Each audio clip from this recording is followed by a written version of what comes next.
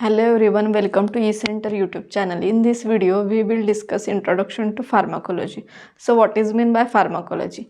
Pharmacology, it is a word derived from the two Greek words, that is a pharmakon and the logos.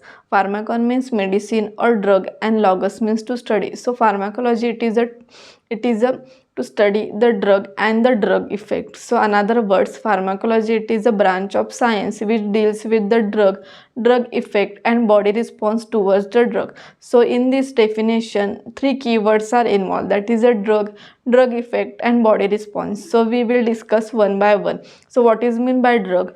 Drug, it is a substance which is originated from the natural or the synthetic. It is used for the diagnosis, prevention and treatment of the disease. So what is meant by diagnosis? Diagnosis means the identification of the disease. For the identification, X-ray techniques are used. When X-rays are not clearly visualized, then drugs act as a dyes and forms fluorescence. So we can easily identify the X-ray and visualize, so we can identify the disease.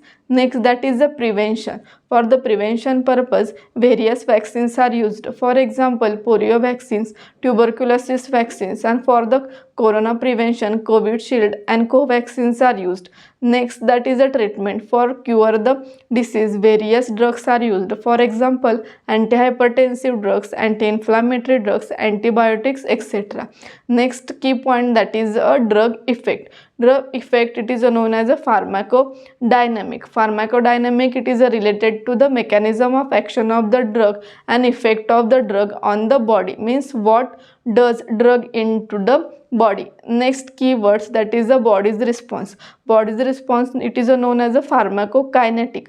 Kinetic, it is related to the movement of the body in the movement of the drug in the body. It is involve the four phases, that is absorption, distribution, metabolism and excretion.